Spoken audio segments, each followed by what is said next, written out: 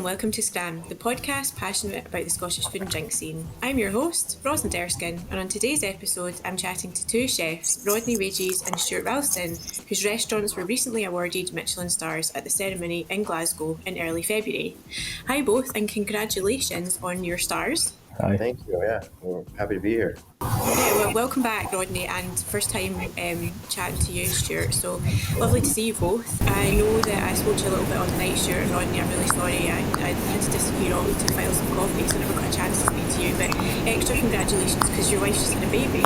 Yeah, it was kind of a crazy 24 hours. We literally got her checked out of the hospital, and then we came home and introduced the two kids together, and then had the family for a glass of champagne, and then I jumped in the train and headed straight to Glasgow. So it was definitely really intense getting there. They were like yelling my name, like, "Anybody seen Chef Rodney?" I was like, "Shit, I'm running like as fast as I can." So I think everything like happened, so perfectly, and my wife and I have been working really hard for, basically leading up to this moment. So it's great to get the accolade. And sure, what does it mean for you as well? Obviously you guys are leading the restaurants, but it must mean a lot for your staff as well. Yeah, I think it's just a positive recognition for all the hard work we've put into the restaurants. I mean, I've said this before, but me personally, it feels like a bit of a recognition for, a few years of work, not just last year's.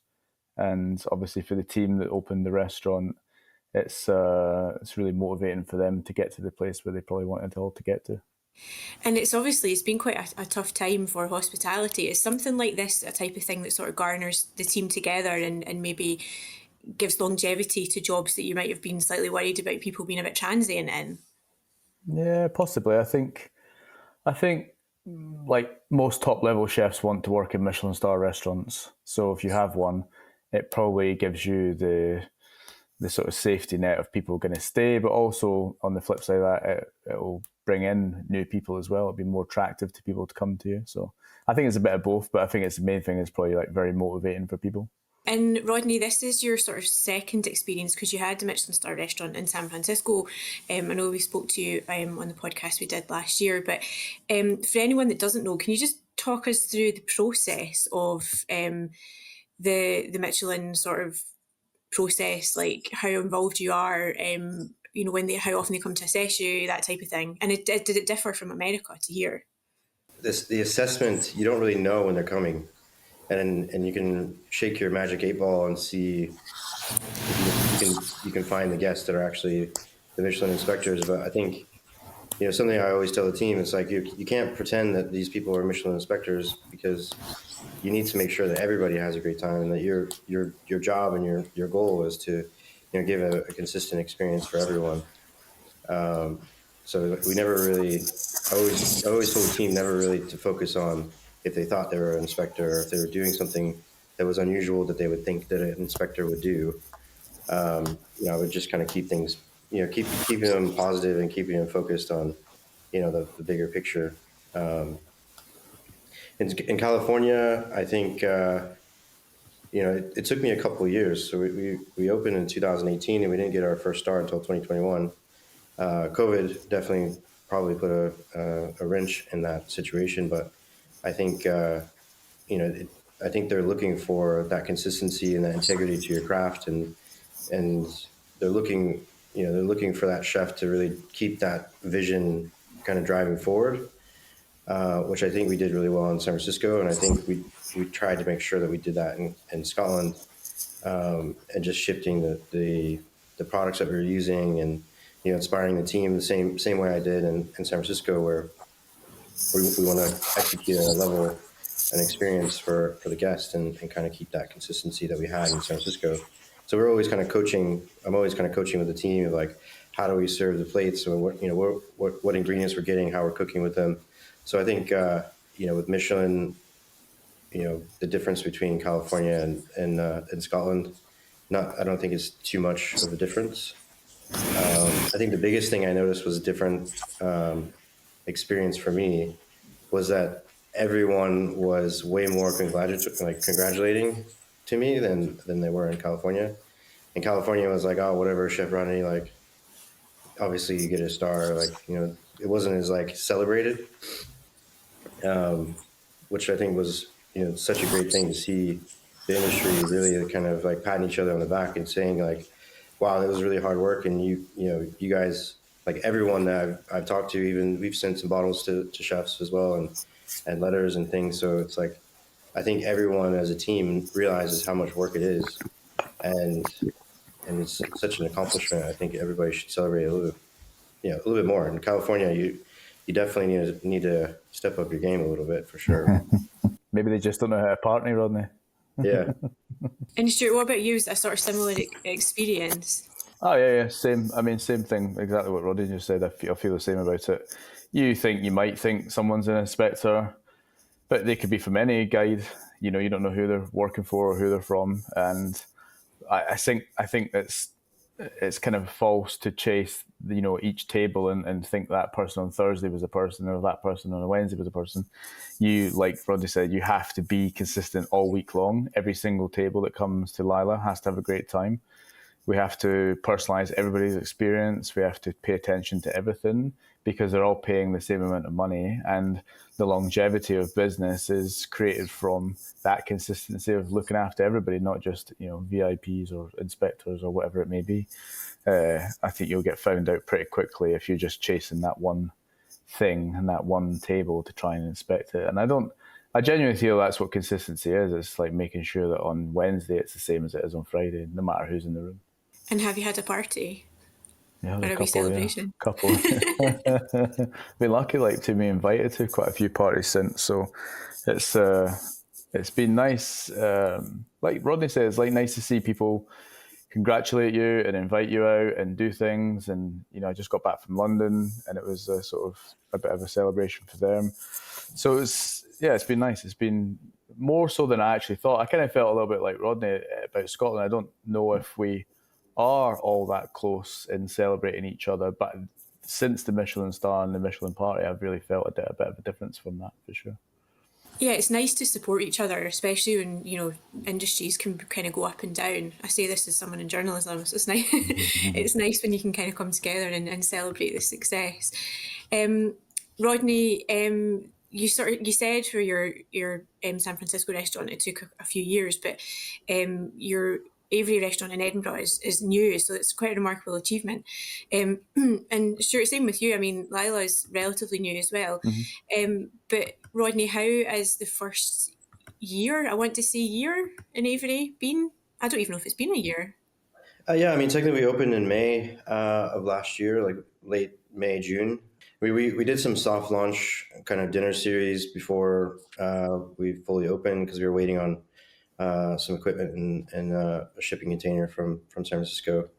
I think it's been interesting to see the difference between the amount of reservations we're getting now with having the Michelin star versus when we had all the press from just opening. And I think the first year had its ups and downs. I think the consistency of reservations was kind of inconsistent with that, and now it's a little bit more kind of even across the week. Like Wednesday, Thursday, we have similar bookings to the weekend, so it's giving the team a little bit more of a consistent schedule and execution, which I think is one is good for product and also good for the team morale. Or if you come in and one day you do 2 covers and then the next day you come in and do 12, it's like it's kind of hard to get that consistency when you do the 12 covers when you're used to doing smaller numbers. Our dining room only seats a handful of people. I think our max occupancy right now is about 16 people. So not necessarily saying that we need a lot of covers to keep the wheels moving, but I think it's definitely making sure that we're sticking to the experience that we want to give and the quality of ingredients that we want to use. And I think it's paid off of kind of having that integrity to what we wanted the guest experience and receiving the Michelin star in Scotland. I think is what we were after and what we were hoping for. But I think what the end game of the end experience we wanted to give is similar to what we had in San Francisco. Me transplanting myself from San Francisco to Scotland was bringing my craft and my art with me. Moving my family and finding a place that would embrace what I do for my hobby, as my wife calls it. And I think we've done justice to Scotland, in the ingredients that we have here. There's some amazing stuff here. So I think it translated relatively easy, and I think that's why we were recognized this year for the Michelin star, because I don't think the experience really shifted too much from what we had in San Francisco. And sure, what about you? Lila's been open more than a year? Sorry, Year and a time. half. Year and a half, yeah. And how's it been from opening until now? And have you seen sort of interest uptake given the star, or was it always sort of busy? Because you're on the site of what was 21212. Yeah, I think we've had similar, like inconsistent periods for sure. We've had when we first opened, it was very busy. So we opened in end of October, and it was busy as soon as we opened. I think people were excited that we were opening a sort of new fine dining restaurant, and taking over from Paul and Katie in the restaurant gave it already quite a big boost because they were so well known, and it's such a well known site, and it previously had a Michelin star. And I guess that was the sort of focus on us was, what are we going to do there and how's it going to be different? But then you go into, January, February, it's quieter for sure. So last year we kind of had inconsistent periods, midweek especially. Layla's an expensive restaurant. So midweek, that can be a bit of a challenge to give up that time and that money on a Wednesday, Thursday night. But similar, since we've got the star, I'd say on the day of the star it was announced, I think we've 300 tables, something like that, booked over the next couple of days. So it's had a big impact on business and consistency. Like I say, now it's Wednesday, Thursdays are busy, weekends are absolutely packed with waiting lists. So it makes it easier to manage. A busy restaurant is the easiest restaurant to manage. Like Rodney said, if you're doing 2 on a Wednesday and then 25 on a Thursday, it's kind of shifting gears all the time, keeping the amount of produce you need, and when we dry age things, and the timings of everything needs to be really looked at. But yeah, it's definitely given us a boost. And obviously for me, maybe a bit different. I have 4 restaurants, so the trickle down effect onto the other restaurants also, you can see it's been busier at the other restaurants, because if someone's coming into town and they're looking for a Michelin star meal, maybe they'll come and have dinner with us, but then we want to try our more casual offerings as well, which helps. So again, across the group, I'd say there's been a bit of an increase.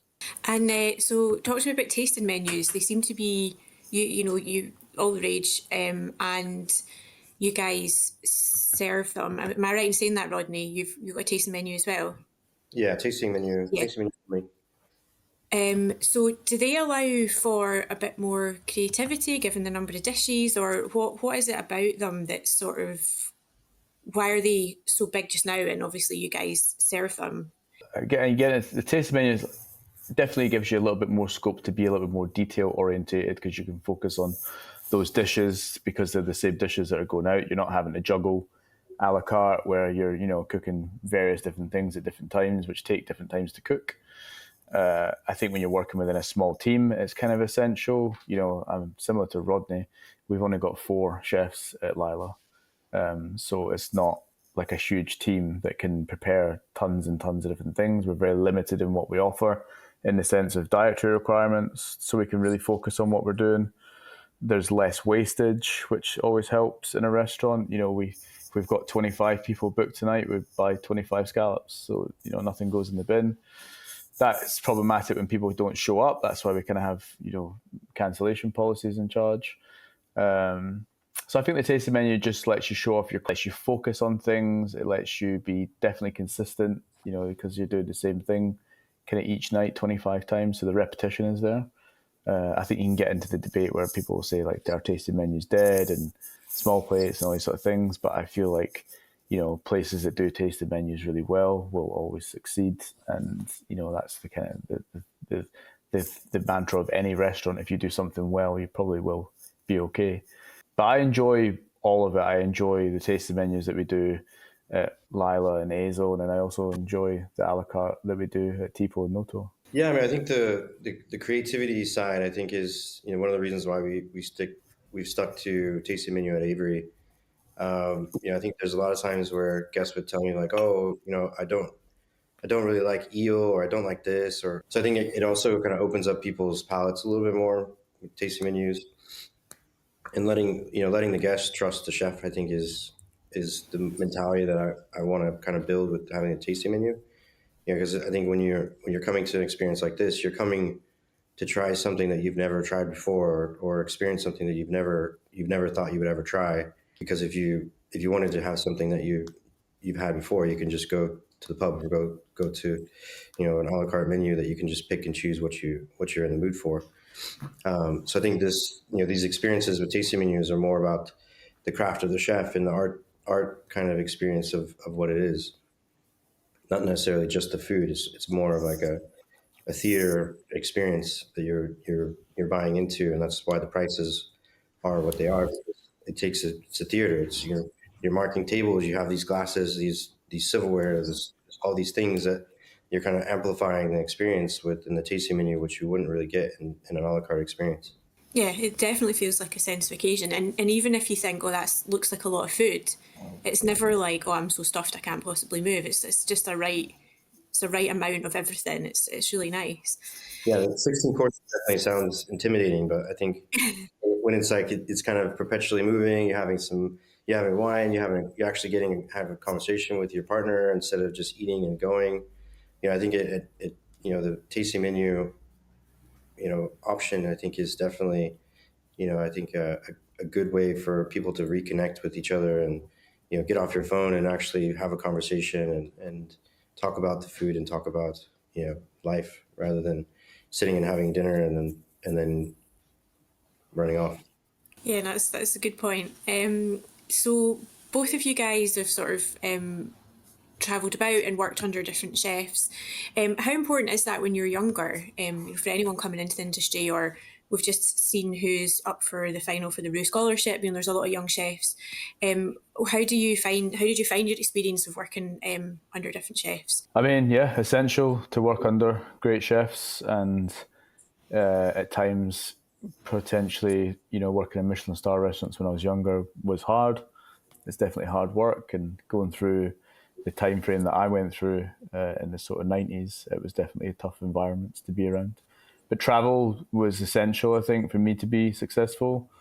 I think it shaped, after living in New York for 6 years, I became a totally different person because I kind of grew up, for most part in my 20s in New York, which is quite the formative years as a young adult, which I didn't really ever value at the time as much as I do now, and how that influenced me by being around tons of different cultures and tons of different influences, opened up my mind to possibilities. And I lived in the Caribbean for a few years. So I think travel massively for me has made a big difference to my style of cooking or my viewpoints on people and life, and just a general more rounded person for being able to travel. I really value those years a lot more now. And I think I would encourage anybody, even my own guys, I try and encourage them to move around. I think now it's a lot easier to move around internationally for jobs than it was potentially when I was younger. The opportunities were sort of limited, and visas were more difficult. And I feel like in the chef world, working around different countries is kind of quite normal now, rather than, quite niche when I was younger. I didn't really travel too much. I went to culinary school in the Midwest, and then I went straight to California. Thomas Keller, French Laundry. I was there for 4 years. Immediately after, we basically went straight to Benu. And then I think with those two restaurants, it really kind of solidified my trajectory and eventually owning my own place. And eventually I worked for Cezanne and also Dominique Crenn at Atelier Crenn. And I think looking back on my career, I had ambitions to open my own place. I wanted to be, a chef eventually. And I think I surrounded myself with people that were just as ambitious as myself, and learning as much as I could from them. I started at French Laundry when I was 18, 19 years old. So living in Napa Valley, not being old enough to drink in America, the only thing I could do is really focus on, learning from all the guys in the kitchen in the French Laundry that were, in their 30s at the time. So it was such a good experience, being surrounded with super talented people that are mature and kind of helping you kind of build that foundation when you're young. I think was really important for me. So Roux Scholarship, I think, is great when they they put you into a restaurant that's going to give that same experience. And a young chef being surrounded with people that have a common goal is going to completely change their trajectory and career.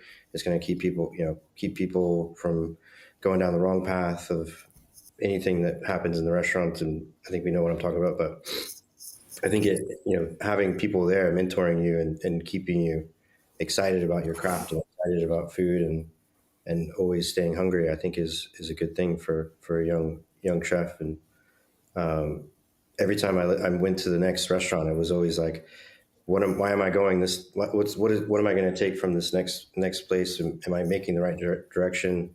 Making the choice in the right direction. And I think with all those things that I chose throughout the career, I think the travel wasn't the huge thing. It was learning, eventually how to become an artist and create my own food. And I think that's the hardest part of being a chef, especially when you start out really young and you're just kind of trained, and this is the only way that you can do things. And you kind of get that, that military kind of foundation of like, this is how you cut chives, this is how you roast a beef. This is how, like, when you're learning your foundation. And I think when you kind of branch out and to be your own chef, you have to kind of reinvent the wheel and find a way to create your own kind of mark on your own cuisine, and which I think each chef that I worked with gave me a stepping stone to that kind of idea of creating my own flavors and experience. And Stuart, you mentioned it was quite tough in the 90s, and I think everybody outside of the world of kitchens has an idea of what they think it might be like.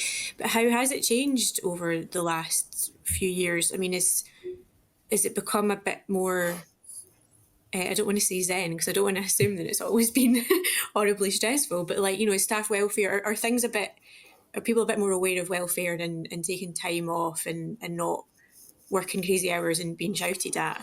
Yeah, I think so. I think it's sort of almost 180 U-turn on how it used to be, from working every hour that you could and being yelled at and having a sort of very aggressive kitchen nature, as to now, for sure, like, staff well-being is on every employer's mind when you're setting up your benefits and stuff like that to work. And hours, it's not sustainable to work crazy hours. There's a burnout culture within chefs that's probably existed quite well in the late 90s, early 2000s. Nowadays, I don't think people would accept that. They don't really want to do that. Sometimes good and bad. I mean, I think there's a balance to be had. I think you need to work hard. You need to do a certain amount of hours to get somewhere, but I also know that needs to be managed well, and you need to be limited to a degree. How you treat people and how you look after them.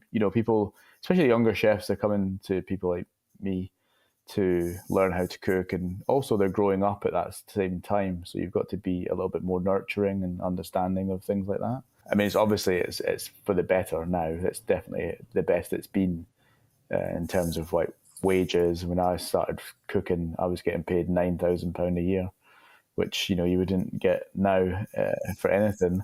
Which is better because it just makes things, people happier, more motivated, and keeps people within the group. But it's definitely changed a lot, for sure.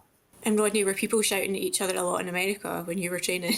I think I signed paperwork to say I'm not allowed to talk about that. It is a very different mindset, I think, now than it was before. And I think being a young chef, I think you don't think about it, and when you're in the middle of it, but the people that are mentoring you and training you are also young chefs as well, in a way.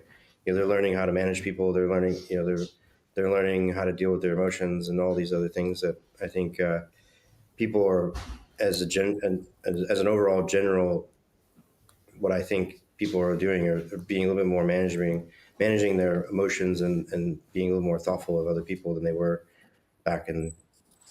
I wasn't in the kitchens in the 90s, but back in the 2000s, early 2000s. So I think seeing how people interact with each other now is definitely much better than it was.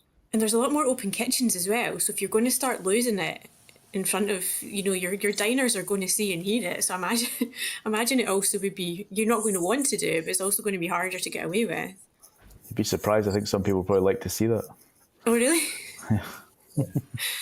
God, that would make me so uncomfortable. Do you guys have any dishes that have been on the menu and will stay on the menu, and where that came from? Rodney, I'll come to you. There's this dish that we have that I call tortellini and brodo. It's just like a very wholesome dish with very simple pasta filled with a mushroom broth, and it's more about the texture and the flavor and like the comforting aspect of it that we had it when we first started our pop-ups in 2016. So it's basically one of the first couple dishes that we created when we started the project for Avery. And I haven't been able to take it off the menu since. So it's kind of just been there, and I've took it off a couple of times, and regular guests have come in and like, where's the tortellinis? Like, why can't I, like, why don't you have tortellinis on the menu right now? Like, this is bizarre. So I think that dish will probably stay for a while. I don't see it coming off anytime soon. Yeah, same. We've got a few dishes, to be fair, that have been on since the beginning that people seem to love and generally get the fanfare every time someone dines. I think the one thing that won't come off is probably the langoustine dish. We do a very simple sort of ode to kind of like a fish and chip type thing, but it's a langoustine that's been wrapped very thinly in katafi pastry and then blanched in a fryer for 30 seconds. So you've got that kind of crispy outside and then inside the succulent fish. We serve it with a burnt apple sort of ketchup, which growing up on the East Coast in Fife, you'd get a lot of brown sauce cut with a lot of vinegar in chip shops. So we put tamarind through it.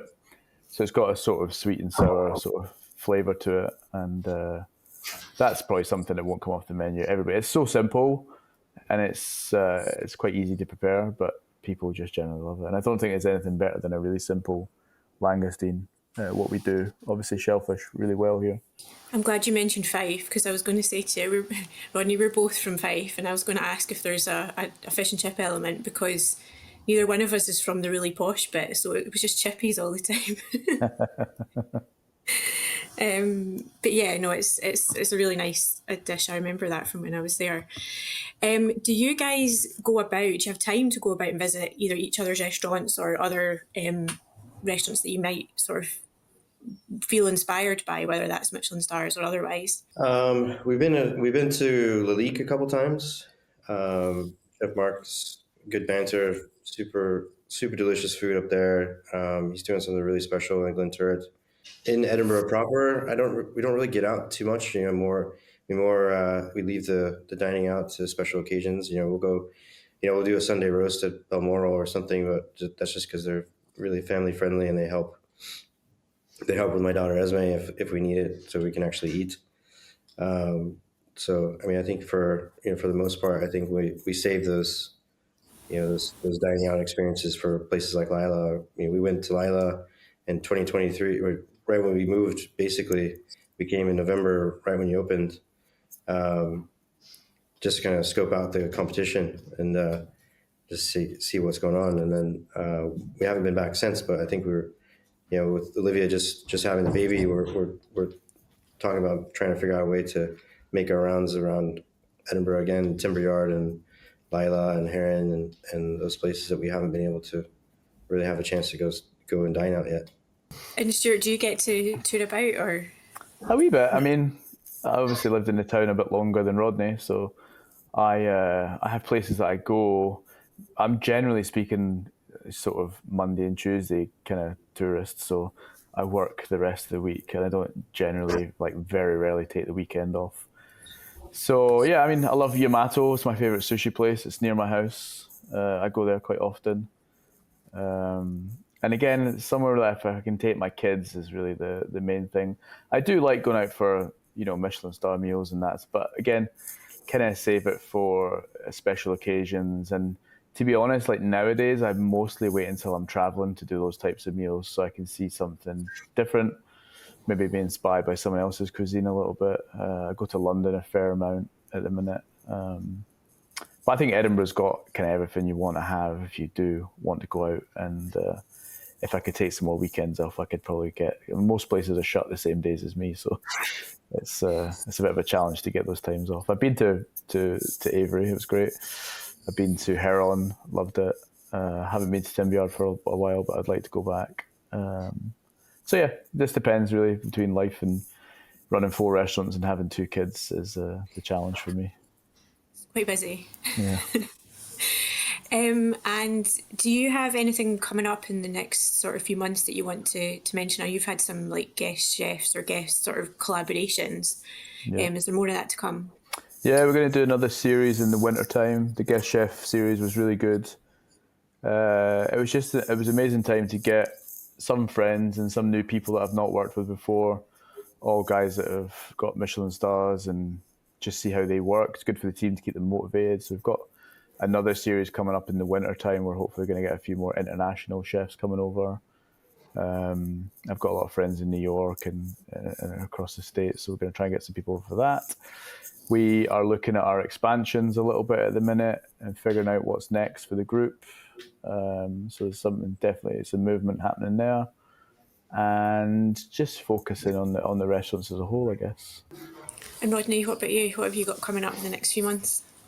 It was funny. So all my family came over to the house to watch the Michelin Awards, and I think some of them didn't realize like how much of a big deal Michelin was until they saw me getting on stage and saw everybody how excited and celebrating. And as soon as I got home, one of my family friends asked me, she's like, "All right, Rodney, so what's next? What's going on tomorrow?" Like thinking that there's going to be like even more excitement happening than what we did the day. I mean, I think for now, we're kind of focusing on making sure we're keeping consistent in the restaurant. And when we first moved to Edinburgh, we had ambitions to do a little bit larger project, but I think now we're kind of focusing on Avery. We want to do some refurb in the space and adding a private dining room and a proper wine cellar and things like that. So we're kind of focusing just on the space in St. Stephen Street for now, and spending time with my son. So I don't really have too many huge plans for the rest of the year. We're probably going to do some. We're doing like a whiskey collaboration with Finn Thompson. We did a barrel selection with them that we might do kind of a fun whiskey dinner with them as kind of a collaboration. And then I was talking with some chefs from San Francisco, possibly doing, like a chef Fringe kind of thing. We're having some chefs come from San Francisco during the Fringe to do some collaboration events as well. But I think we haven't really had the time to really nail that down yet on the dates. Thank you very much, guys. It's been great to chat to you, and congratulations again on the Michelin stars. And hopefully see you at the ceremony next year, wherever that might be. Thanks very much. Thank you very much. Thanks to Rodney and Stuart for being my guests on this episode, and thanks you too for listening. Please remember to rate, review and subscribe so you never miss an episode of Scran. Scran is co-produced and hosted by me, Rosalind, and co-produced, edited and mixed by Kelly Crichton.